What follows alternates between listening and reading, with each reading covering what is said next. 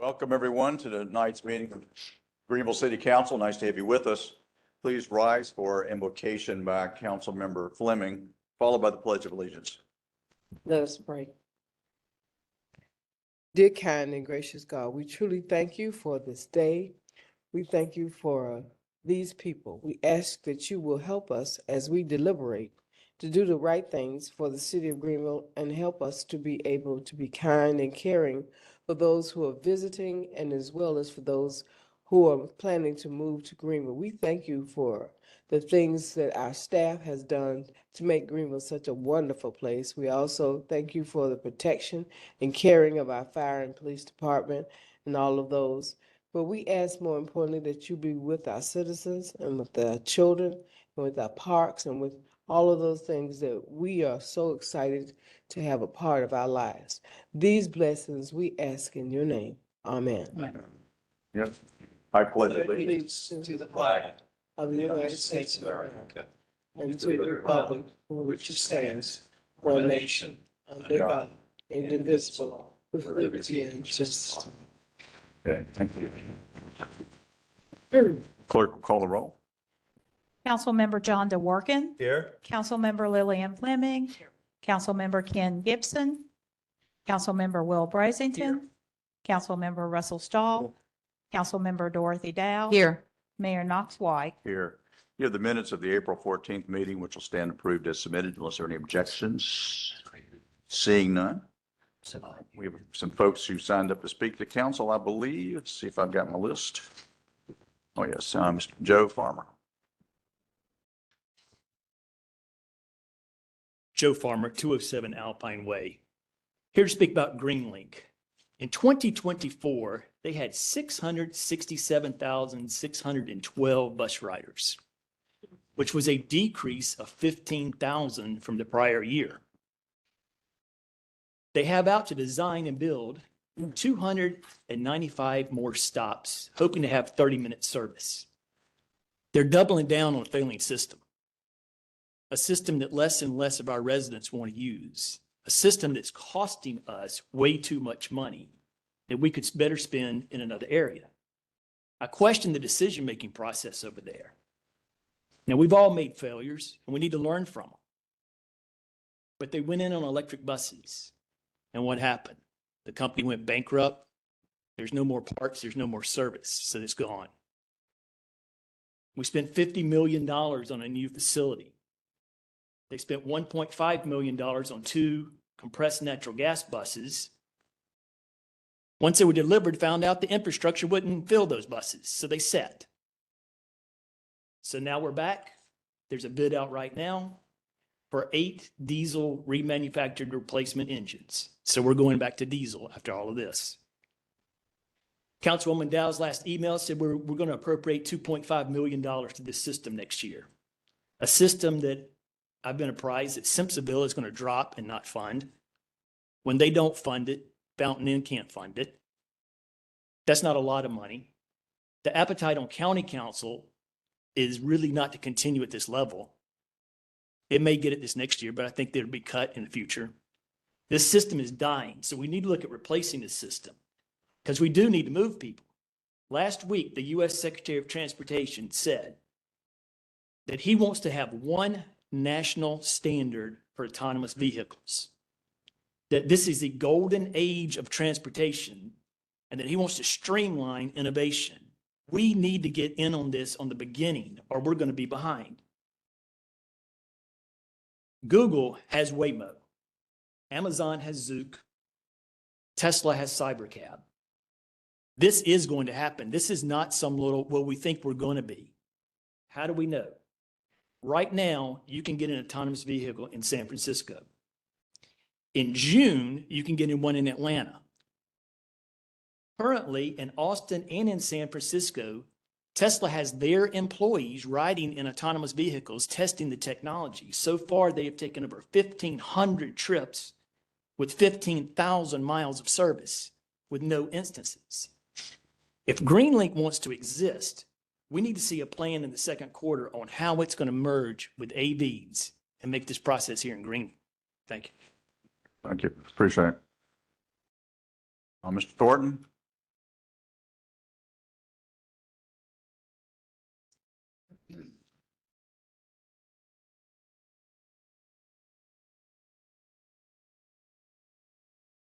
Mr. Clarence Thornton, Greenville, South Carolina, 114 Dorothy Street. I'm here to talk about affordable housing. And I would first like to thank all the wonderful people that helped Ms. Phillips and her family in giving an extension to her family. But when you investigate further, according to the rules, a lot of her rights were violated as we sought advice. And she is now, by the grace of God, moving somewhere better for her family. Ms. Phillips suffers from high blood pressure, diabetes, sciatica, neuropathy, and she had to take her daughter to the hospital as she left here. She was a CNA. She worked at Greenville News for 20 years. She believed in helping others. She was bullied by the rich neighbors that have moved in our neighborhood. And I often go back and recant the story that Ms. Dutton told, that how, when they was developing Unity Park, how the black side and the poor side was bullied by the rich side, how they were called ghetto because they were poor. The same taunting and bullying that transpired then transpired now. People are castigated because of their income. I see Ms. Phillips as a strong African-American woman to go to work and then come home and take care of her special needs daughter. There is no rest for the weary. That's why it's important that we have affordable housing, low-income housing. She's on a fixed income and her rent went from $1,000 to $1,500 a month. They are pushing us out to move more wealthy people in. They treat us like trash because we don't have the same wealth. They have told lies on this team. And I'm asking that we provide more affordable housing, as we see with the shooting in Fleetwood. Affordable apartments just don't help us because the neighbors don't know one another. Affordable housing provides ownership. It gives the individual a sense of self-worth, self-value, it stabilizes community and the neighborhood because it builds communication in the community. As City Manager John Castile said, and strongly advise that we take care of the neighborhood because they are the true pillars of Greenville. To comment on Mr. Farmer's comments briefly, every great city has great transportation.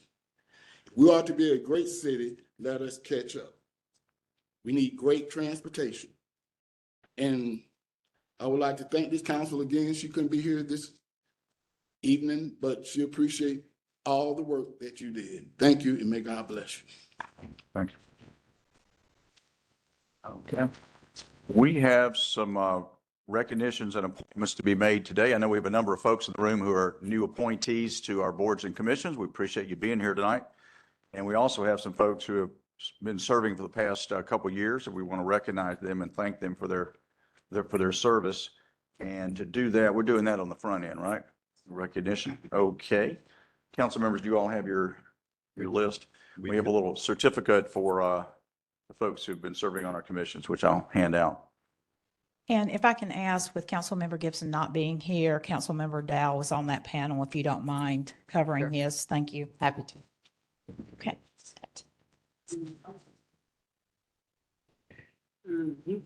Nice Those job. Mill insists that I've been down there. You should. She's right.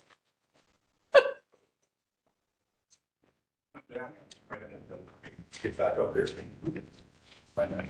Okay, who's up first? I'm up first, Mayor. And I'm really excited about who I get to recognize. Carrie Murphy has been a friend of mine for a long time and a friend of this council for a very long. Carrie, stand up so everybody can see you. So Carrie Murphy, who is of course President and CEO of Artisphere, has been a friend of this council. And whatever you do, Carrie, you do extraordinarily well. And we just want to thank you for your role in arts and public places and really appreciate your service, not only on this board, but everything you do in this community. So thank you.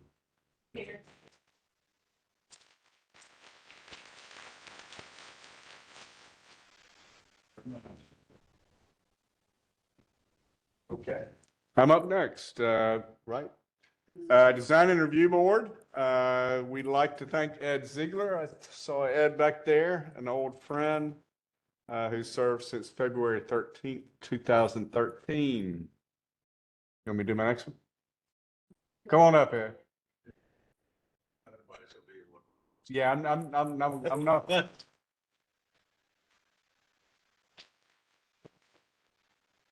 I won't do the working. And then next, Jeff Ford. I don't know if I saw Jeff here. Is Jeff here?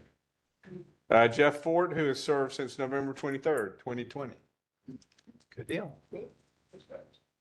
Oh, I'm up next. I don't see him here, Mark Clark. I'd like to recognize Mark Clark. He served on the Greenville Airport Commission since April 1st of 2016. He served as a vice chair and a chair. He's also a licensed pilot and keeps his plane there at the airport.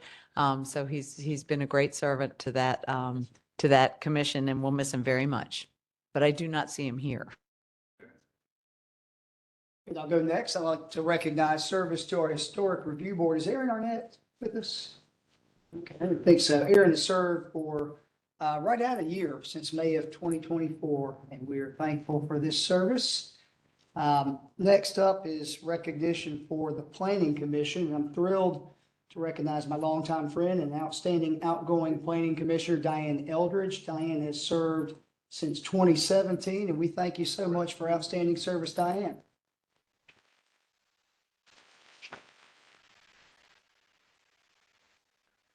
Commissioner Emeritus.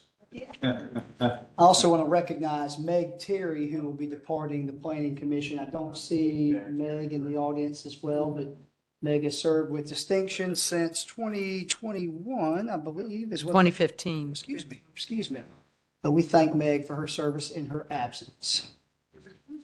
Certificates.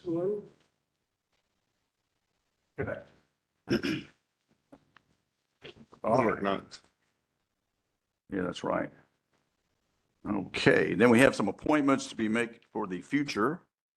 And let's see, Councilman Stahl, I believe you got the first recommendation. Yeah, the Arts and Public Places Commission. I'd like to recommend reappointment of Kathy Zayden Lee to the Arts and Public Places Commission for a 3-year term beginning May 1, 2025 and ending April 30th, 2028. Are you here, Kathy? And if these folks are here, just stand up if you're here for the reappointment. I know some folks did show up tonight. Okay, Ms. Lee is so named. And do you want, and then I'd also like to recommend the appointment of Ryan Johnston for a 3-year term beginning May 1, 2025 and ending April 30th, 2028. Okay, Ryan Johnson. Welcome. They're both so nominated. Any other nominations? All in favor of Ms. Lee and Ryan Johnson, say aye. Aye. Opposed? Ayes have it. Okay, thank you very much for your service. All right, I'd like to go to the Design Review Board. Okay. The Design Review Board, I'm sorry. I'd like to recommend the reappointment of John Edwards to a 2-year term beginning May 1st, 2025, ending April 30th, 2027. Is John here? Okay, and secondly, to the same board, Design Review Board, I'd like to recommend the appointment of Aaron Arnett and Meg Terry, each for a 2-year term beginning May 1st, 2025 and ending April 30th, 2027. Okay? Okay. All right? Mr. Edwards and Arnett and Meg Terry are all nominated. Any other nominations? If not, all in favor of these nominees, say aye. Aye. Opposed? Ayes have it. Mm-hmm. Okay, Mr. DeWorken. Thank you, Mayor.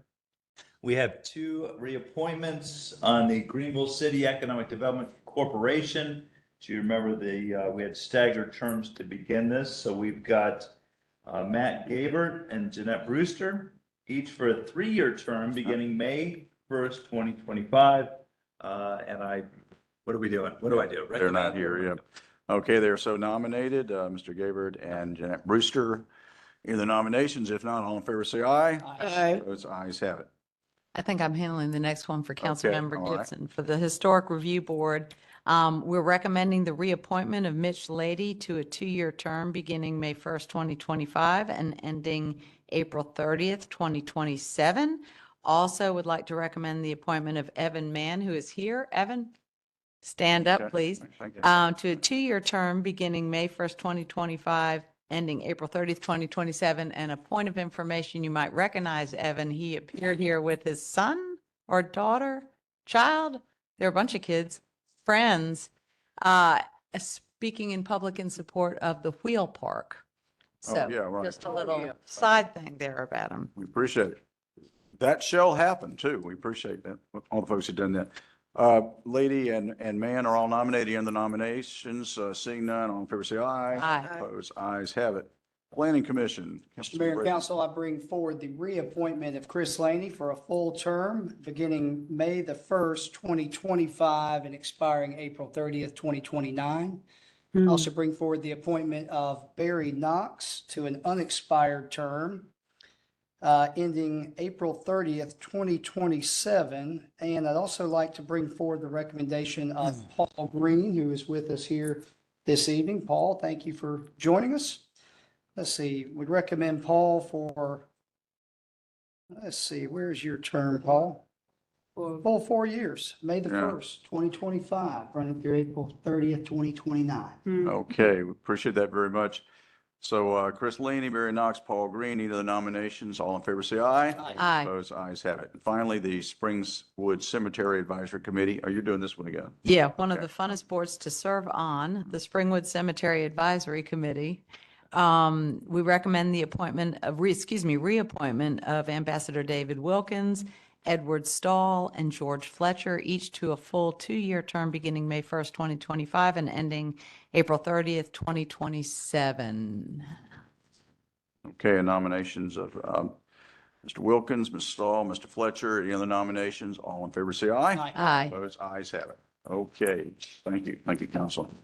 All right. Consent agenda. Do I have a motion? So move. Is there a Second. second? Motion second. Clerk, call the roll. Councilmember DeWorke, Aye. Councilmember Fleming, Aye. Councilmember Brazington, Aye. Councilmember Stahl, Aye. Councilmember Dow, Aye. Mayor White. Aye. Regular agenda, 15A. An ordinance to annex approximately 7.78 acres of real property on Dallas Road and to provide the zoning designations of RN-A. So moved. Second. Motion and a second. This one's coming back to us, so I want to hear the presentation. Okay. Mhm. Good evening, Mayor and Council. Tonight, we have 5 annexations totaling 11.63 acres. And with this first one, we have a timeline that planning staff has prepared. It's, let's see, I think a few more slides just to refresh where we were with this. It's actually back a little bit. There it is. So as you recall, this went first to the Planning Commission in February, and it was recommended a zoning of RNC. Then it came to council, and y'all sent it back to Planning Commission. And we looked and received a revision from the applicant for RNA. And then it went back to Planning Commission April 3rd and recommended a vote of 5-1. It's 2 parcels on Dallas Road.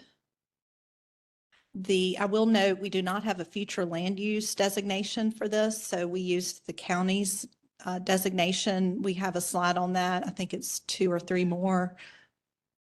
You can see that the county recommends 6 to 20 dwellings per acre. And so this is below that on the lower end. I'll be happy to take any questions. Any questions? So effectively going from where we were, Mary Douglas, when we were at RNC to now RNA, what's the reduction in density there?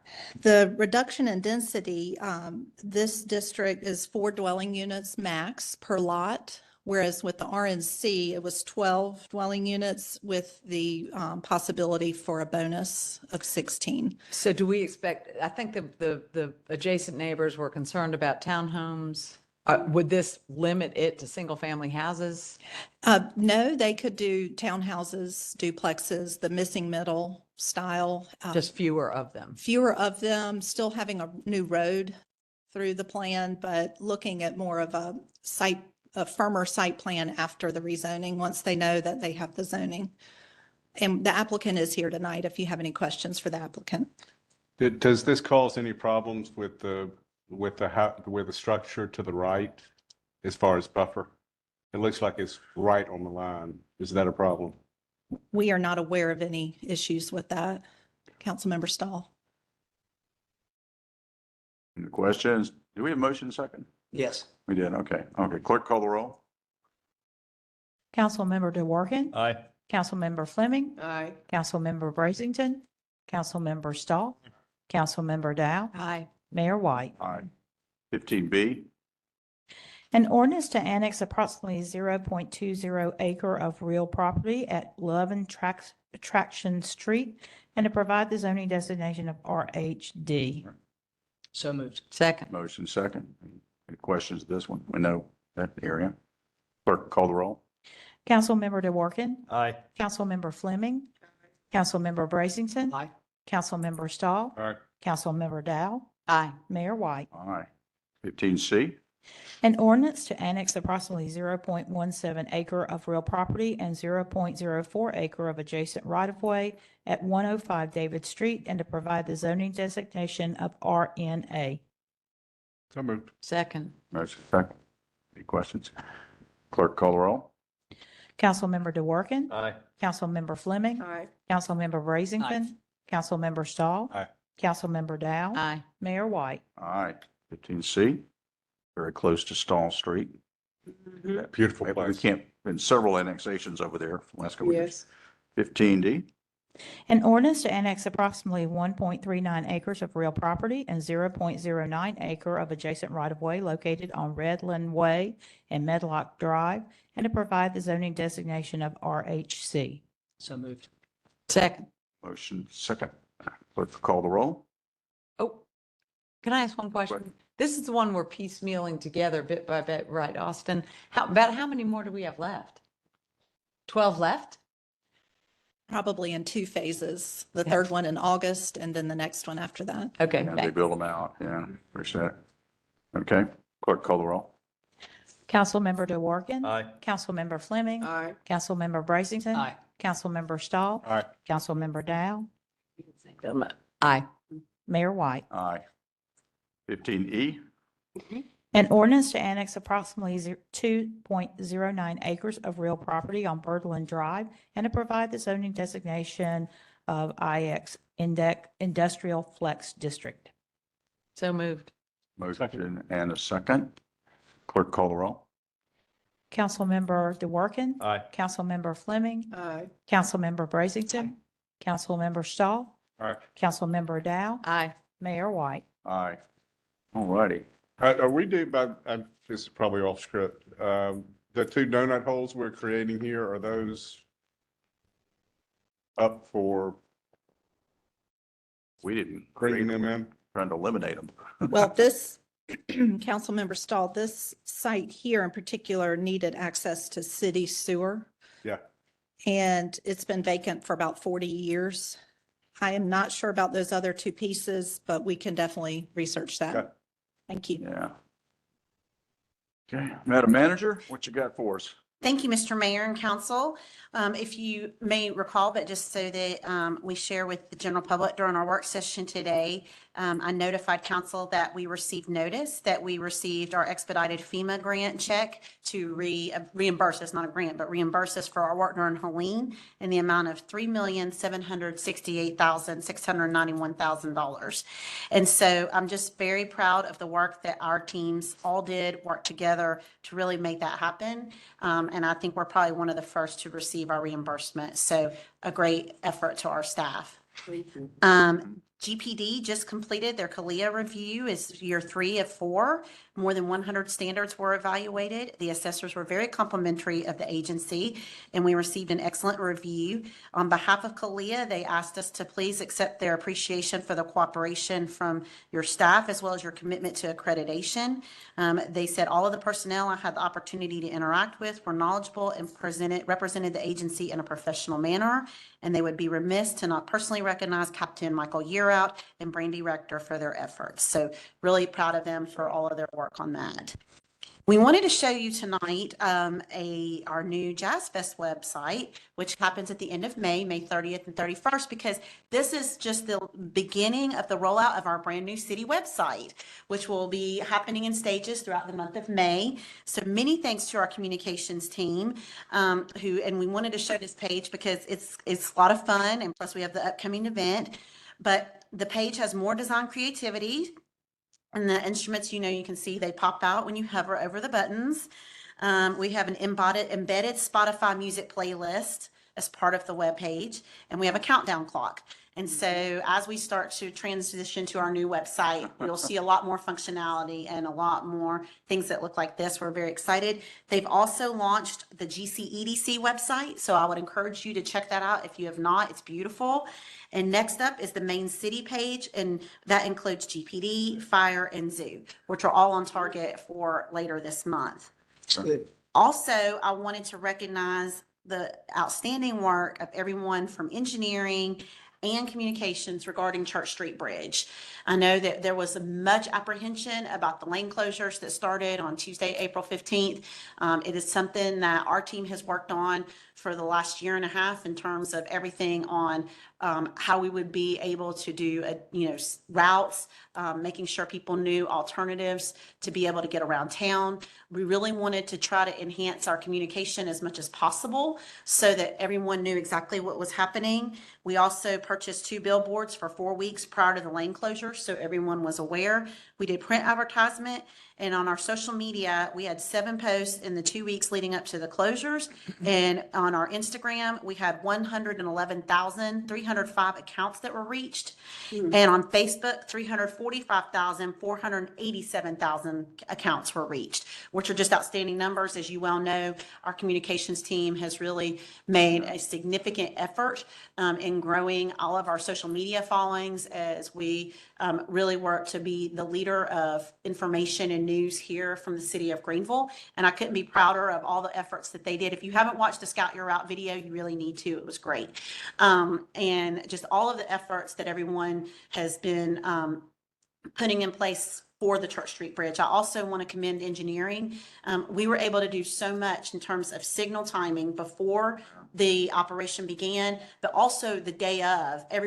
We had boots on the ground that were monitoring and, out in the field, as well as from our traffic management center at Halton Road, and being able to make adjustments right there from Halton Road as needed. And so we are very happy so far with how things are going with the lane closures on Church Street Bridge. Yeah.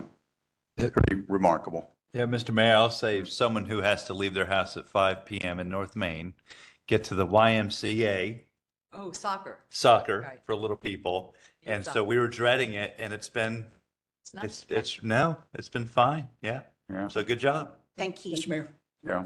I was going to say, I didn't know council member DeWorke went to the Y. I wanted to say publicly what I've said a couple times privately. I mean, this is obviously a project of great impact, and the level of communication, the detail of communication that just in the past 2 weeks has been provided to council has been exceptional. So kudos and thank you. Thank you very much. And thank you to Councilman Brazington. You've been on this from day one with your vast experience on traffic on Augusta Road. So we took advantage of that. So we appreciate your efforts on I that slept too. better the night of April 15th than I did April 14th.